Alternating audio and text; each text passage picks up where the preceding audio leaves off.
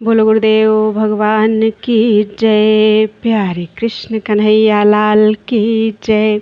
श्री पुरुषोत्तम मास महात्म्य कथा अध्याय 4। श्री नारायण बोले, हे नारद, भगवान पुरुषोत्तम के आगे जो शुभ वचन अधिमास ने कहे वह लोगों के कल्याण की इच्छा से हम कहते हैं, सुनो। अधिमास बोला, हे नाथ, हे कृपानिधे, हे हरे, मेरे से जो बलवान हैं उन्होंने यह मलमास है ऐसा कहकर मुझ दीन को अपनी श्रेणी से निकाल दिया है। ऐसे यहाँ आए हुए मेरी आप रक्षा क्यों नहीं करते? अपने स्वामी देवता वाले माशादिकों द्वारा शुभ कर्म में वर्जित मुझ स्वामी रहित को देखते ही आपकी दयालुता कहाँ चली गई और आज यह कठोरता कैसे आ गई? हे भगवान, कंस रूप अग्नि से जलती हुई वसुदेव की स्त्री देवकी की रक्षा जैसे आपने की वैसे ही हे दीन वत्सल, कहिए मुझ शरण आए कि आज कैसे रक्षा नहीं करते? पहले द्रुपद राजा की कन्या द्रौपदी की दुशासन के दुख से जैसे आपने रक्षा की वैसे ही हे दीनदयाल, कहिए मुझ शरण आए हुए की रक्षा आज कैसे नहीं करते? यमुना में कालिया नाग के विष से गौ चराने वालों तथा पशुओं की आपने जैसे रक्षा की वैसे ही हे दीन वत्सल, कहिए मुझ शरण आए हुए की आज रक्षा कैसे नहीं करते? पशु और पशुओं को पालने वाले एवं पशुपालकों की स्त्रियों की जैसे पहले ब्रज में सरपत के वन में लगी हुई अग्नि से आपने रक्षा की वैसे ही हे दीन वत्सल, कहिए मुझ शरण आए कि आज कैसे रक्षा नहीं करते? मगध देश के राजा जरासंध के बंधन से राजाओं की जैसे रक्षा की वैसे ही हे दीन वत्सल, कहिए मुझ शरण आए कि आप कैसे रक्षा नहीं करते?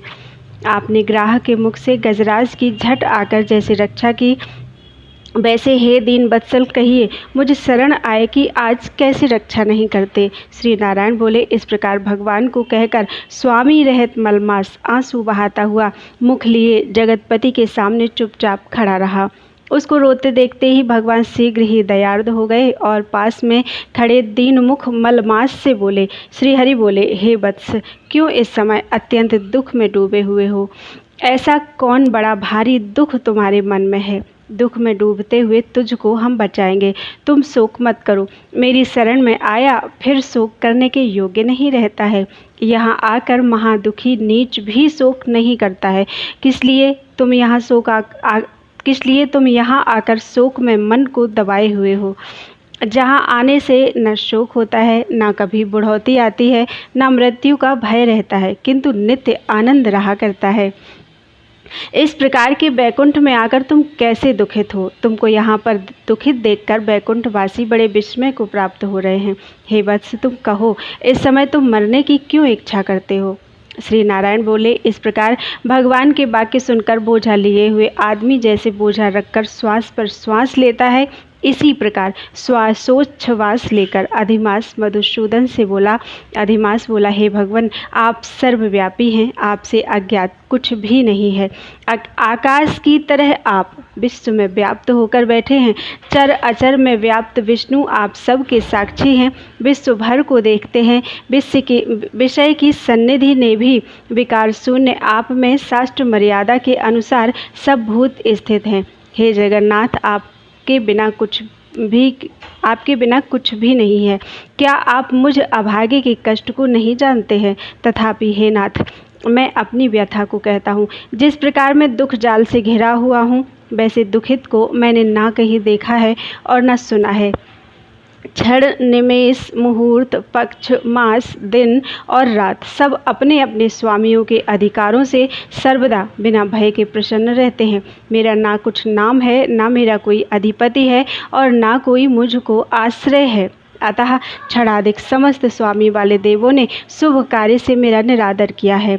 यह मलमास सर्वदा त्याज्य है, अंधा है, गर्त में गिरने वाला है, ऐसा सब कहते हैं। इसी के कारण से मैं मरने की इच्छा करता हूँ, अब जीने की इच्छा नहीं है। निंद्य जीवन से तो मरना ही उत्तम है। जो सदा जला करता है वह किस तरह सो सकता है? हे महाराज, इससे अधिक मुझको और कुछ कहना नहीं है। वेदों में आपकी इस तरह प्रसिद्धि है कि पुरुषोत्तम आप परोपकार प्रिय हैं और दूसरों के दुखों को सहन नहीं करते हैं। अब आप अपना धर्म समझकर जैसी इच्छा हो वैसा करें। आप प्रभु और महान हैं। आपके सामने मुझ जैसे पामर को घड़ी घड़ी कुछ कहते रहना उचित नहीं है। मैं मरूंगा, अब ना जीऊँगा, ऐसा पुनः पुनः कहकर वह अधिमास हे ब्रह्मा के पुत्र चुप हो गया और एकाएक श्री विष्णु के निकट गिर गया।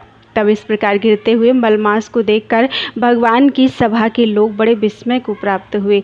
श्री नारायण बोले, इस प्रकार कहकर चुप हुए अधिमास के प्रति बहुत कृपाभार से अवसन्न हुए श्री कृष्ण मेघ के समान गंभीर वाणी से चंद्रमा की किरणों की तरह उसे शांत करते हुए बोले।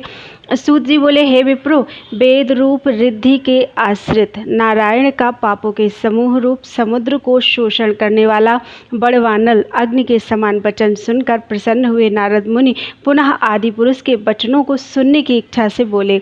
इति श्री बृहन नारदीय पुराणे पुरुषोत्तम मास महात्म्य। बोलो वृंदावन बिहारी लाल की जय। श्री हरि।